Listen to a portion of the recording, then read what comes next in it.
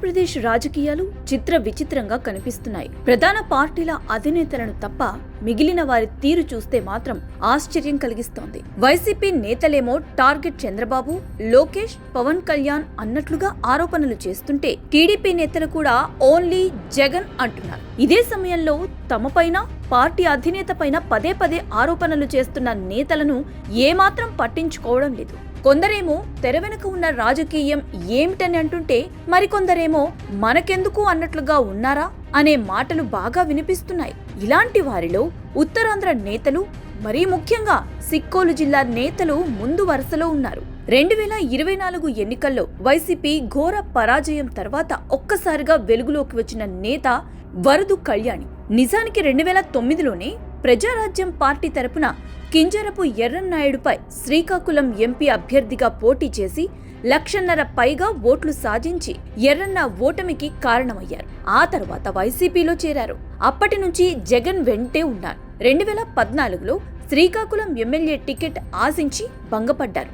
ఆ తర్వాత 2019లో Anakapalli parliament ticket మీకే అని విజయసాయిరెడ్డి చెప్పిన మాట నమ్మారు. కానీ చివరి నిమిషంలో మళ్లీ మొండి చెయ్యి. దీంతో పార్టీ మారతారనే పుకార్లు కూడా షికారు చేశాయి. కానీ జగన్ వెంటే ఉండటంతో ఆమెను స్థానిక సంస్థల కోటాలో ఎమ్మెల్సీని చేశారు వైఎస్ జగన్. 2021 నుంచి మండలిలోనే కొనసాగుతున్నప్పటికీ తన వాణి వినిపించే అవకాశం మాత్రం మండలిలో పార్టీ ప్రతిపక్షంలో ఉన్నప్పుడే వచ్చింది. 2024 ఎన్నికల్లో వైసీపీ ఘోర పరాజయం తర్వాత మండలిలో పరిస్థితులు పూర్తిగా మారిపోయాయి. వైసీపీ తరపున ప్రతిపక్ష నేతగా బొత్స సత్యనారాయణ కొనసాగుతున్నారు. ఇక వరదు కళ్యాణిని వైసీపీ మహిళా విభాగం రాష్ట్ర అధ్యక్షురాల్ని చేశారు. అసెంబ్లీకి వైసీపీ ఎమ్మెల్యేలు ముఖం చాటేస్తున్నప్పటికీ ఎమ్మెల్సీలు మాత్రం తప్పకుండా వస్తున్నారు. 4 వైసీపీ ఎమ్మెల్సీలు పార్టీ మారినా వరదు కళ్యాణి మాత్రం వైసీపీ తరపునే ప్రభుత్వాన్ని సభలో ఇరుకున పెడుతున్నారు. ప్రధానంగా మహిళల సమస్యలు, రక్షణ, అత్యాచారాలు వంటి అంశాలను సభలో ప్రస్తావిస్తున్నారు.